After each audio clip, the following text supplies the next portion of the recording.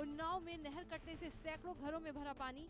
SDM तहसीलदार के साथ शहर कोतवाल मौके पर, पानी को रोकने की कोशिश जारी। देहरादून की रिस्पना नदी ने लिया विकराल रूप। नदी का जलस्तर बढ़ने से कई मकानों को खतरा। वार्ड नंबर 82 में बने घर हो सकते हैं क्षतिग्रस्त। लोगों में दहशत का माहौल।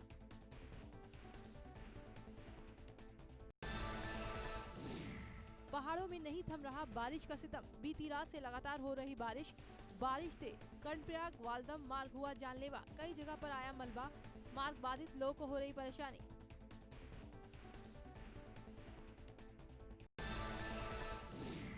रामनगर में लगातार बारिश ने बढ़ाई मुश्किलें।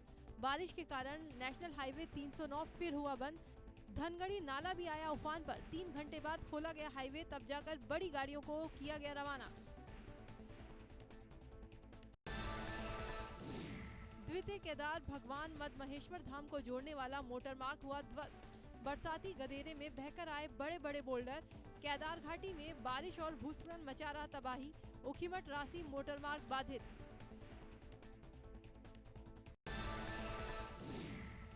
मसूरी देहरादून मार्ग दोपहर 3 बजे से पूरी तरह बंद हो जाएगा। मार्ग को चौड़ा करने के लिए 3 मीटर पहाड़ के हिस्से को काटा जाएगा। इमरजेंसी सेवाओं को छोड़कर सभी तरह के वाहनों की आवाजाही बंद रहेगी।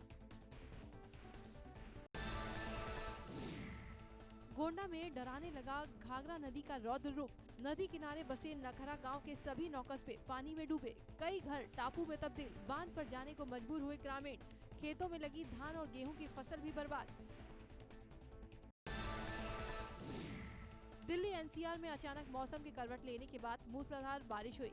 इससे लोगों को उमस भरी गर्मी से राहत तो मिली, लेकिन दिल्ली की सड़कें दरिया बन गईं। कई जगह पानी भर गया, जिसके कारण लोगों को परेशानी का सामना करना पड़ रहा है। ईमानदार टैक्स पेयर्स को प्रोत्साहन और कर प्रणाली में पारदर्शिता बढ़ाने के लिए प्रधानमंत्री नरेंद्र मोदी ने एक नए खास प्लेटफॉर्म की शुरुआत की। इस प्लेटफॉर्म का नाम transparent taxation honouring the honest दिया गया है। प्रधानमंत्री नरेंद्र मोदी ने इस मौके पर कहा, ये प्लेटफॉर्म 21वीं सदी के टैक्स सिस्टम की शुरुआत है, जिसमें फेसलेस असेसमेंट, अपील और टैक्स पेयर चार्टर जैसे बड़े रिफॉर्म हैं। टैक्स पेयर को शक की नजर से नहीं देखा जा सकता। प्रधानमंत्री बोले कि गलत तौर तरीके सही नहीं है और छोटे रास्ते नहीं अपनाने चाहिए। हर किसी को कर्तव्य भाव को आगे रखते हुए काम करना चाहिए। साथ ही पीएम बोले, पहले रिफॉर्म की बातें होती थी, कुछ फैसले मजबूरी दबाव में लिए जाते थे, जिससे परिणाम नहीं मिलता था। पीएम मोदी ने कहा, पहले अपने शहर का अधिकारी मामला देखता था, लेकिन अब टेक्नोलॉजी की वजह से देश के किसी भी हिस्से का अधिकारी केस की जांच कर सकता है। अब हाई कोर्ट या सुप्रीम कोर्ट जाने वाले मामले की सीमा भी 1 या 2 करोड़ रह गई है।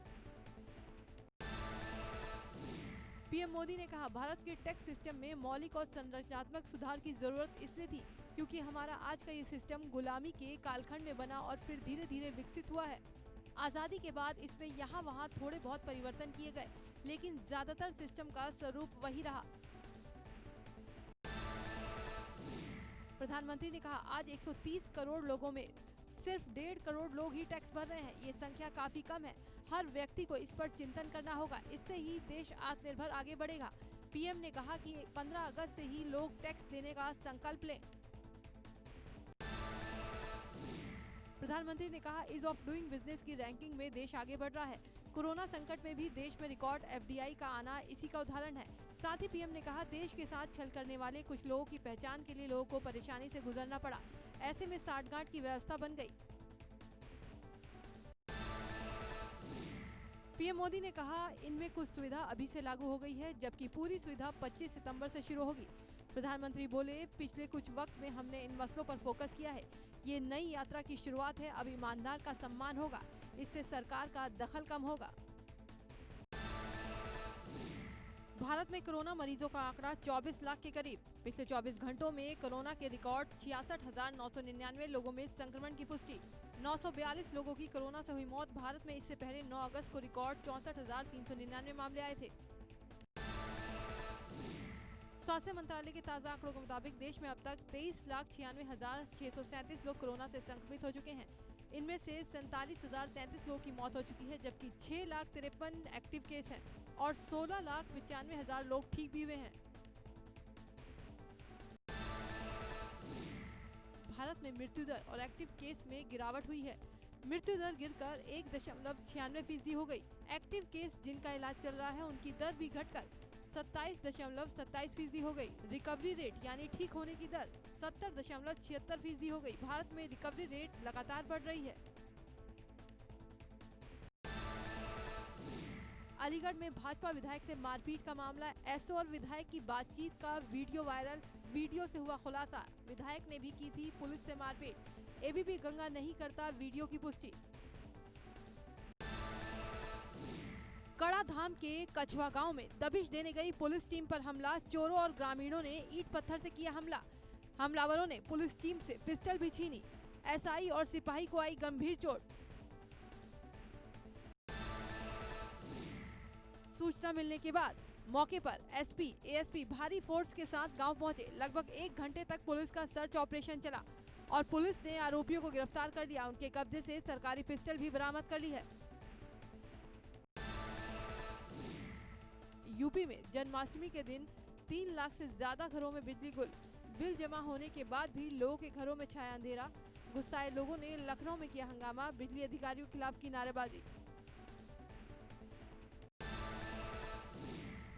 मेरठ में भी बुधवार शाम को लोगों के घरों में बिजली गुल होने से अंधेरा छा गया। त्योहार के दिन बिजली चले जाने से परेशान लोगों ने किया हंगामा। बिजली विभाग के दफ्तर में लोगों ने की शिकायत। ऊर्जा मंत्री श्रीकांत शर्मा ने दिए जांच के आदेश।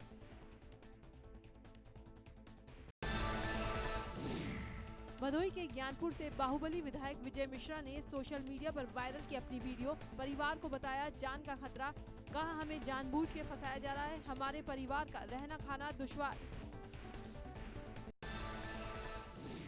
हापुड़ में पुरानी रंजिश को लेकर युवक की गोली मारकर हत्या।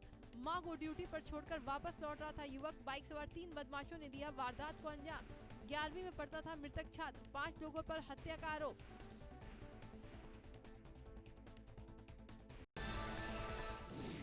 पीलीभीत में बीएसए विभाग का बड़ा कारनामा। 2 साल पहले बढ़ चुके शिक्षक का निकाला जा रहा वेतन। शिक्षा विभाग ने खुश होकर इंक्रीमेंट भी दिया। बीएसए ने खंड शिक्षा अधिकारी से रिपोर्ट की तलब। थाना बिलसंडा क्षेत्र के प्राथमिक विद्यालय का मामला।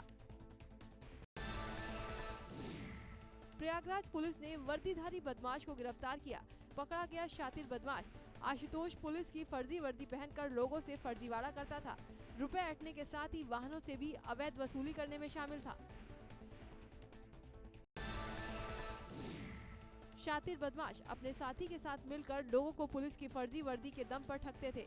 इनके कब्जे से पुलिस की फर्जी वर्दी और पहचान पत्र के साथ ही बाइक और कैश बरामद हुआ है।